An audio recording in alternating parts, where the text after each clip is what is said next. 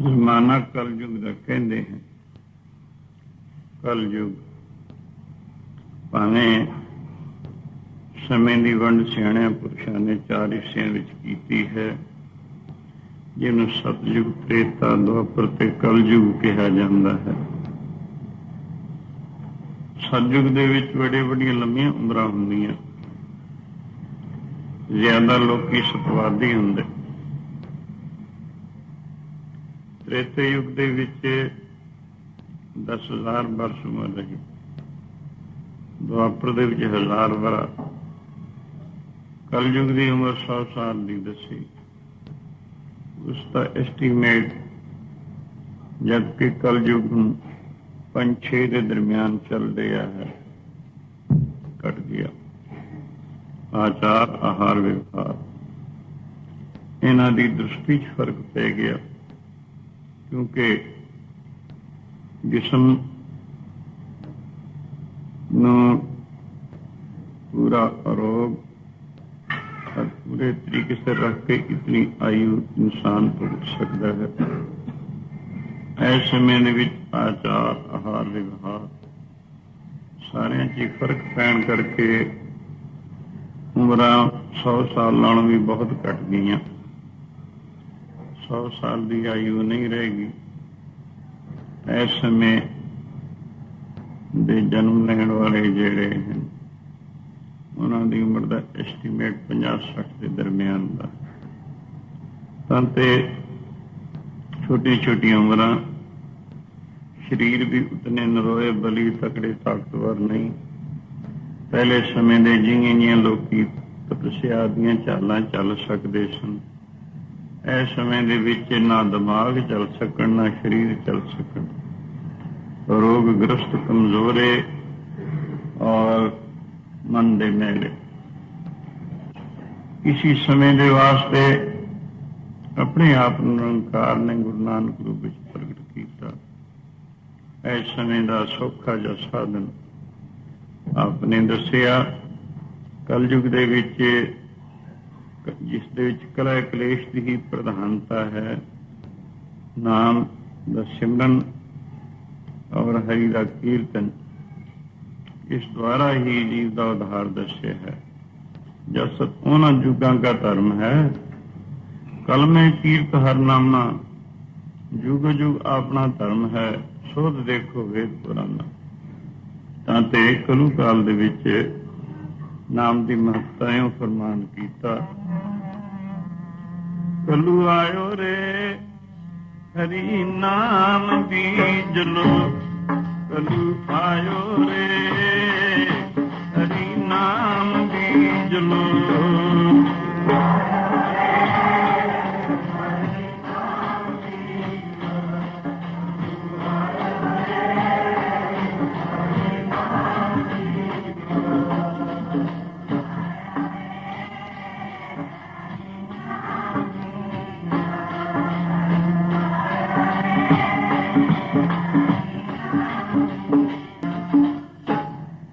अब कलू आयो आयो, एक नाम बो बो, आंदुत नाही नाही, मत फर्म भूलो भूलो।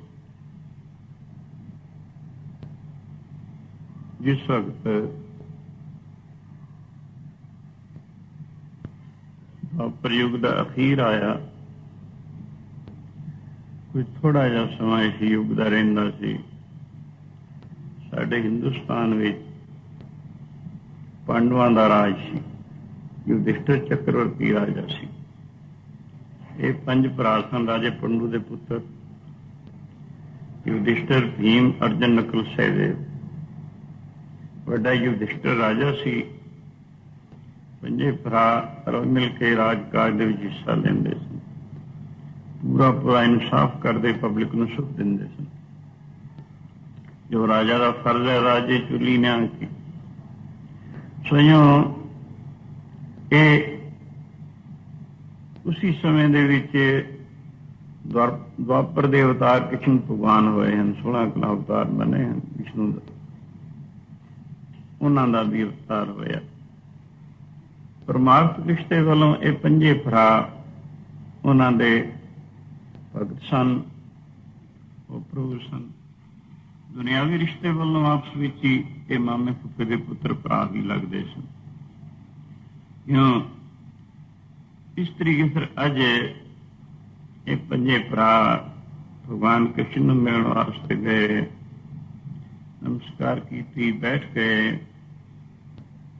ਉਹਨਾਂ ਨੇ ਅਚਨਚੇਤ ਹੀ ਇਹ ਬਚਨ ਕਿਹਾ, ਕਲੂ ਆਇਓ ਆਇਓ।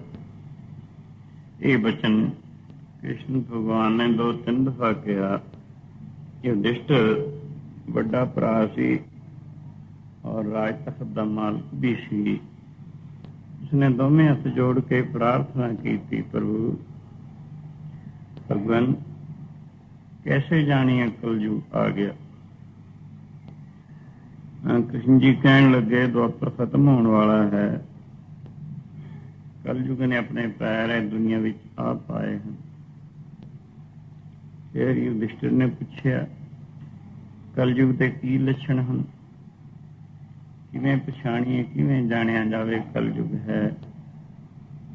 सो उन्हें कहा सवेर वेले इशनान आदि करके जो तुसी अपने रोज के नितनेम करने वास्ते बैठोगे, उस मौके थानू दृष्टांत होणगे, वो कलयुग के लक्षण समझ लेना।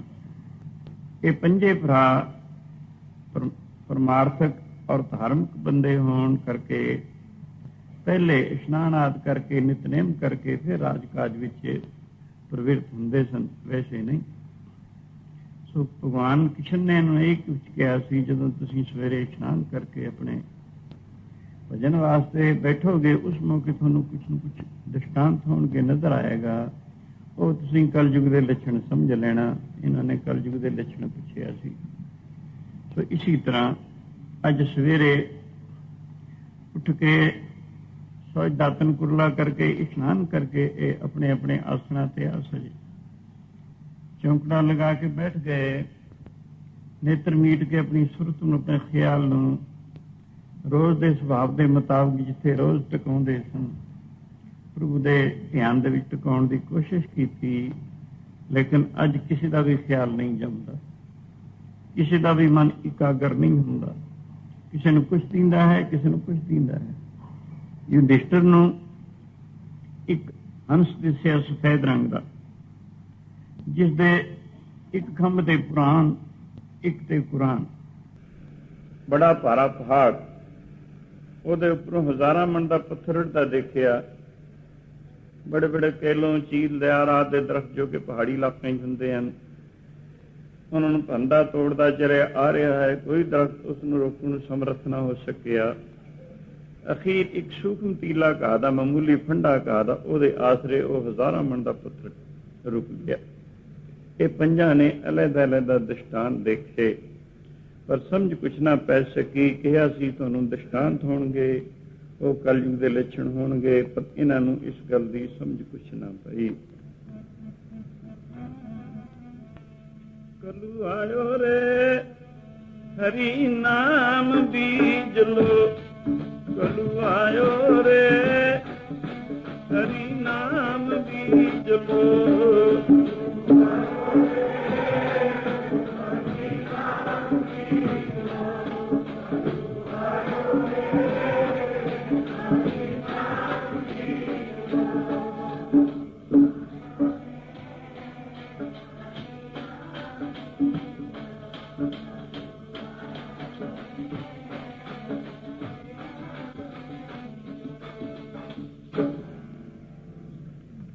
ਪੰਜਾਂ ਭਰਾਵਾਂ ਨੇ ਪੰਜੇ ਅਲੱਗ-ਅਲੱਗ ਦ੍ਰਿਸ਼ਟਾਂਤ ਦੇਖੇ, ਲੇਕਿਨ ਸਮਝ ਨਹੀਂ ਪੈ ਸਕੀ, ਕਿਉਂਕਿ ਕ੍ਰਿਸ਼ਨ ਜੀ ਨੇ ਕਿਹਾ ਸੀ ਵੀ ਇਹ ਕਲਯੁਗ ਦੇ ਲੱਛਣ ਹੋਣਗੇ ਜੋ ਤੁਹਾਨੂੰ ਦਿਖਾਈ ਦੇਵੇਗਾ। ਸ਼ਾਮ ਨੂੰ ਭਗਵਾਨ ਨੂੰ ਮਿਲਣ ਵਾਸਤੇ ਆਉਂਦੇ ਹਨ। ਨਮਸਕਾਰ ਕਰਕੇ ਬੈਠ ਗਏ। युधिष्ठिर ने प्रार्थना की थी, प्रभु आपका हुक्म सी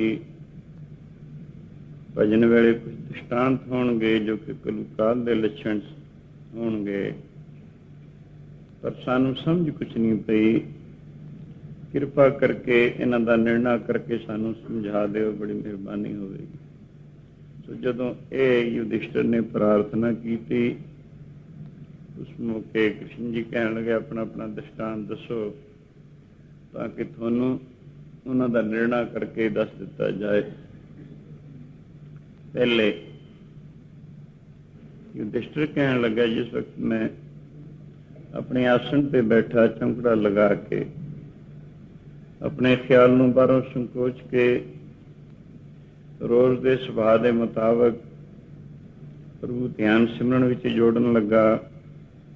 ਅੱਗੇ ਜੁੜ ਜਾਂਦਾ ਸੀ, ਲੇਕਿਨ ਅੱਜ ਮੈਨੂੰ ਇੱਕ ਹੰਸ ਨਜ਼ਰ ਆਇਆ, ਜਿਸ ਦਾ ਰੰਗ ਸਫੈਦ ਸੀ।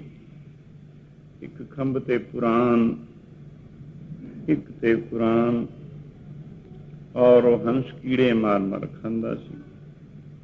ਇਹ ਨਹੀਂ ਸਮਝ ਪਈ, ਪਹਿਲੇ ਹੰਸਾਂ ਦੇ ਖੰਭਾਂ ਤੇ ਪੁਰਾਣ ਪੁਰਾਣ ਨਹੀਂ ਹੁੰਦੇ, ਫਿਰ ਹੰਸਾਂ ਦਾ ਖਾਜਾ ਹੀਰੇ ਮੋਤੀ ਹੁੰਦਾ, ਕੀੜੇ ਨਹੀਂ ਮਾਰ ਕੇ ਖਾਇਆ ਕਰਦੇ।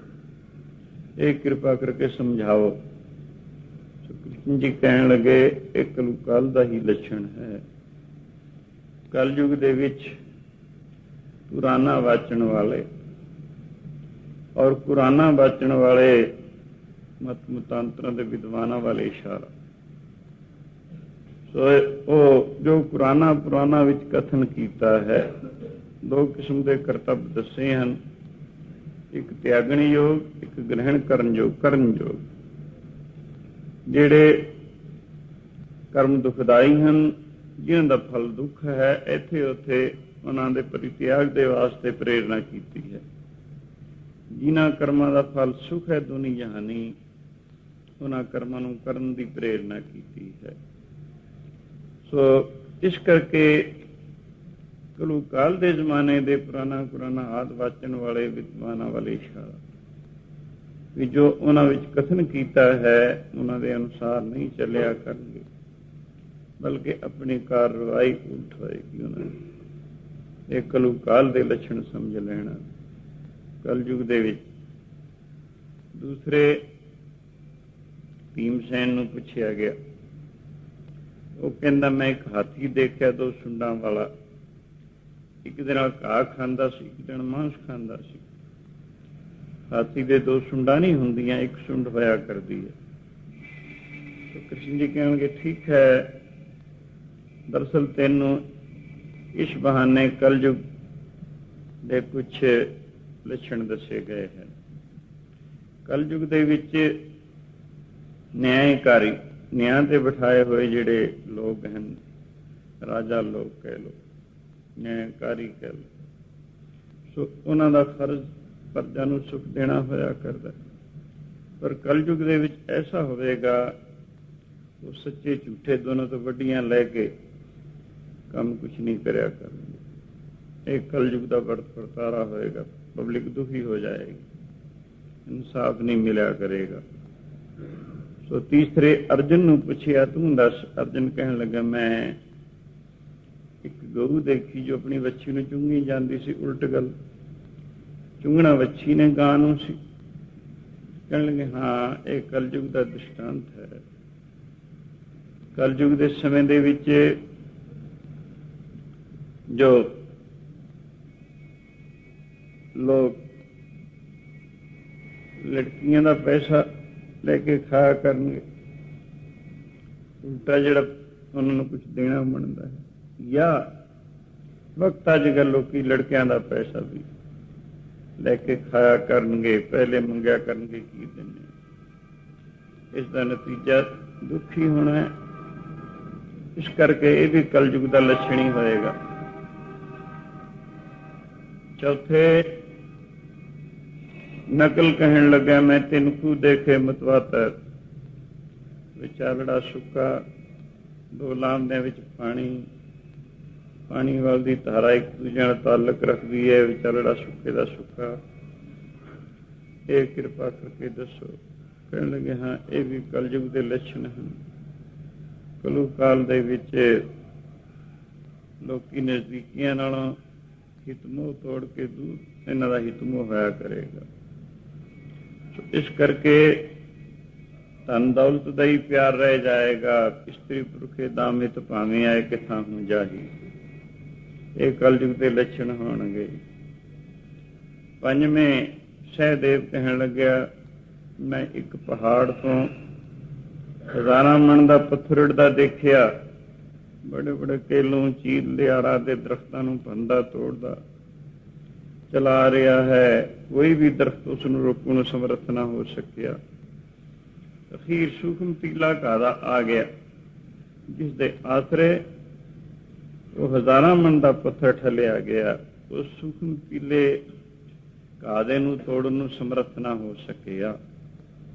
ਸੋ ਇਹ ਬਚਨ ਸੁਣ ਕੇ ਕਹਿਣ ਲੱਗੇ, ਹਾਂ ਇਹ ਕਲਯੁਗ ਦਾ ਹੀ ਲੱਛਣ। ਕਲਯੁਗ ਦੇ ਵਿੱਚ ਲੋਕੀ ਪਹਿਲੇ ਸਮਿਆਂ ਵਾਂਗੂ ਕਈ ਬਾਜ ਸਾਧਨ ਕਰਕੇ ਆਪਣੇ ਮਨ ਨੂੰ ਇਕਾਗਰ ਕਰਨ ਦੀ ਕੋਸ਼ਿਸ਼ ਕਰਿਆ ਕਰਨਗੇ। ਪਹਾੜ ਪਾਪਹੀਨ ਜਿਹੜਾ ਪੱਥਰ ਹੈ ਵੱਡਾ, ਕੇਲੋਂ ਚੀਲ ਲਿਆਰਾ ਦੇ ਦਰਖਤ, ਇਹ ਬਾਜ ਬੇਰੰਗ ਸਾਧਨ ਹਨ। ਇਹਨਾਂ ਦੁਆਰਾ ਮਨ ਨੂੰ ਇਕਾਗਰ ਕਰਨ ਦੀ ਕੋਸ਼ਿਸ਼ ਕਰਿਆ ਕਰਨਗੇ, ਪਰ ਇਹਨਾਂ ਦੁਆਰਾ ਮਨ ਇਕਾਗਰ ਨਹੀਂ ਹੋਇਆ ਕਰੇਗਾ। ਮਨ ਨੂੰ ਇਕਾਗਰ ਕਰਨ ਦਾ ਸਾਧਨ ਇੱਕ ਸੂਖਮ ਤੀਲਾ ਘਾਹ ਦਾ ਕੀ ਪ੍ਰਭੂ ਦਾ ਨਾਮ ਹੈ, ਪਰਮੇਸ਼ਰ ਦਾ ਨਾਮ ਹੈ। ਜਿਸ ਦੇ ਹਿਰਦੇ ਵਿੱਚ ਪਰਮੇਸ਼ਰ ਦਾ ਨਾਮ ਵਸ ਜਾਇਆ ਕਰੇਗਾ, ਉਹਨੇ ਪਾਪ ਹੋ ਜਾਇਆ ਕਰੇਗਾ। ਇੱਕ ਅੱਖਰ ਹਰ ਮਨ ਵਸਤ, ਨਾਨਕ ਹੋਤ ਨਿਹਾਲ। ਤਾਂ ਤੇ ਕਲਯੁਗ ਦੇ ਵਿੱਚ ਨਾਮ ਦੀ ਮਹੱਤਤਾ ਹੈ, ਨਾਮ ਦੀ ਮਹਿਮਾ ਹੈ। ਕਿਉਂ ਫਰਮਾਉਂਦੇ ਹਨ, ਕਲੂ ਆਇਓ ਰੇ ਹਰੀ ਨਾਮ ਬੀਜ ਲੋ, ਕਲੂ ਆਇਓ ਰੇ ਹਰੀ ਨਾਮ ਬੀਜ ਲੋ।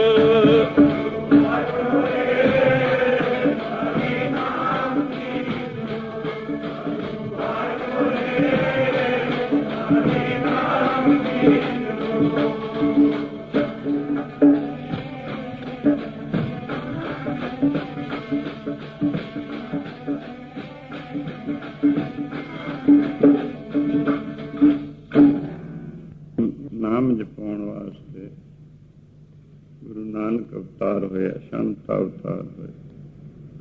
ਆਪ ਜੀ ਨੇ ਨਾਮ ਦਾ ਸਿਮਰਨ ਪਹਿਲੇ ਸਮਿਆਂ ਵਿੱਚ ਮਨ ਨੂੰ ਇਕਾਗਰ ਕਰਨ ਦਾ ਢੰਗ, ਪ੍ਰਾਣਾਯਾਮ, ਯੋਗਾ ਅਭਿਆਸ, ਰੇਚਕ ਪੂਰਕ ਕੁੰਭ ਆਦਿ ਜਿਹੜੇ ਇਹ ਉਪਾਸਨ ਕੀਤੇ ਜਾਂਦੇ ਸਨ, ਇਹਨਾਂ ਦੁਆਰਾ ਪ੍ਰਾਣ ਰੋਕ ਕੇ ਮਨ ਨੂੰ ਰੋਕਿਆ ਜਾਂਦਾ ਸੀ। ਕਿਉਂਕਿ ਜੋਗੀਸ਼ਰਾਂ ਨੇ ਮਨ ਔਰ ਪ੍ਰਾਣ ਇੱਕ ਚੀਜ਼ ਮੰਨੇ ਹਨ। ਮਨ ਰੁਕ ਜਾਏ, ਪ੍ਰਾਣ ਰੁਕ ਜਾਂਦੇ, ਇਹਨਾਂ ਦੀ ਗਤੀ ਧੀਮੀ ਹੋ ਜਾਂਦੀ ਹੈ। ਪ੍ਰਾਣ ਰੁਕ ਜਾਣ, ਮਨ ਰੁਕ ਜਾਂਦਾ ਹੈ, ਦੋਵੇਂ ਇੱਕ ਚੀਜ਼ਾਂ ਜੋ ਹਨ। ਪਰ ਇਹ ਮਾਰਗ ਕਠਿਨ ਹੈ। ਇਸ ਸਮੇਂ ਦੇ ਲੋਕਾਂ ਦੇ ਦਿਮਾਗ ਉਤਨੇ ਤਕੜੇ ਤਾਕਤਵਰ ਨਹੀਂ, ਪ੍ਰਾਣਾਯਾਮ ਦੀਆਂ ਚਾਲਾਂ ਚੱਲਣ ਵਾਲੇ ਹਨ।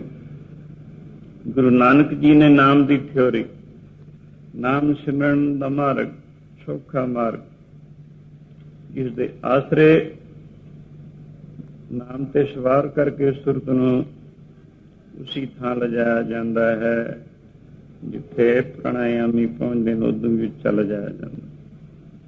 ਇਉਂ ਕਰਕੇ ਨਾਮ ਸਿਮਰਨ ਦੇ ਅਨੇਕਾਂ ਯੁਕਤੀਆਂ, ਬਖਰੀ ਬਾਣੀ, ਮਧਵਾ ਬਾਣੀ, ਬਸੰਤੀ ਬਾਣੀ, ਪਰਾ ਬਾਣੀ, ਸਵਾਸ ਸਿਮਰਨ ਕਰਨਾ, ਤ੍ਰਿਪਤੀ ਵਿੱਚ ਬਿਰਤੀ ਰੋਕਣੀ, 10ਵੇਂ ਦੁਆਰ ਬਿਰਤੀ ਰੋਕਣੀ, ਸਿਰਫ ਨਾਮ ਸਿਮਰਨ ਦੇ ਆਧਾਰ ਤੇ।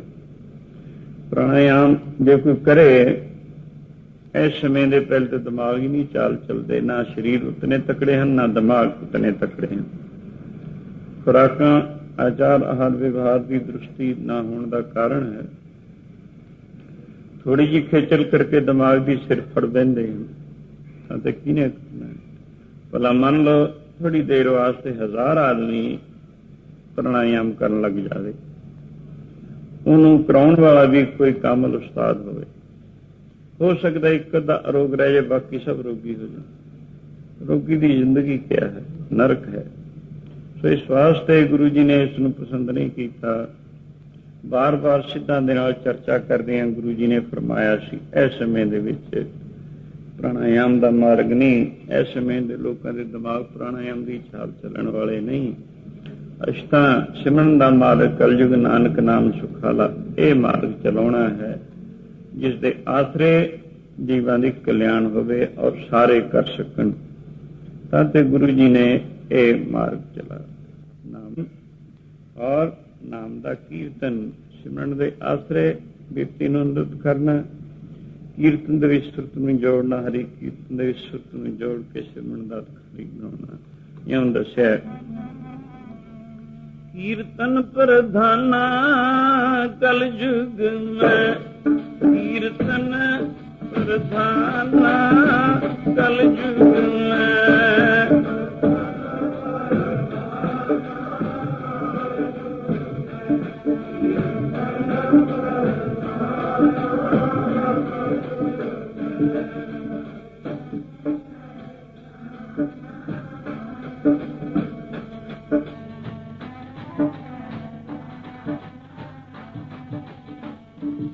ਕੀਰਤਨ ਪ੍ਰਧਾਨਾ ਕਲਯੁਗ ਮੈਂ, ਕੀਰਤਨ ਪ੍ਰਧਾਨਾ ਕਲਯੁਗ ਮੈਂ।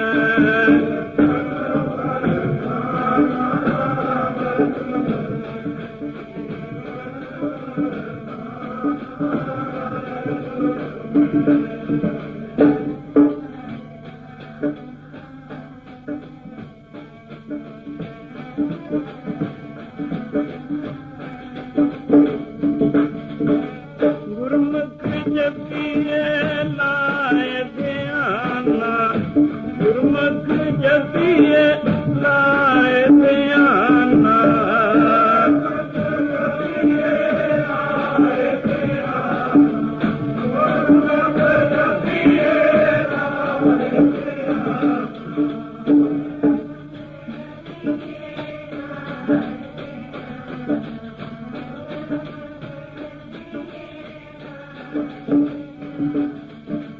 ਗੁਰਮੁਖ ਜਪੀਏ ਲਾਏ ਧਿਆਨਾ, ਗੁਰਮੁਖ ਜਪੀਏ ਲਾਏ ਧਿਆਨਾ।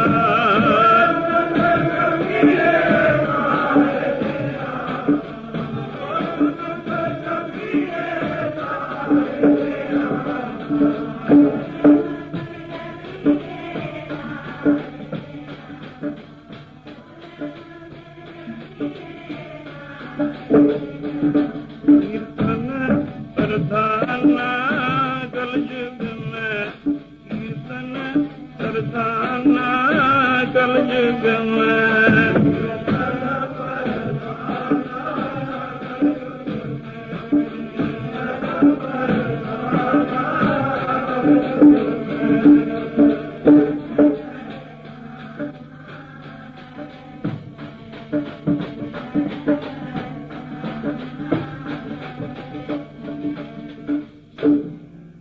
ਕਲਯੁਗ ਮੈਂ ਕੀਰਤਨ ਪ੍ਰਧਾਨਾ, ਗੁਰਮੁਖ ਜਪੀਏ ਲਾਏ ਧਿਆਨਾ। ਆਪ ਤਰੇ ਸਗਲੇ ਕੁਲ ਤਾਰੇ, ਹਰ ਦਰਗਹਿ ਪਦ ਸਿਉ ਜਾਏਂਦਾ।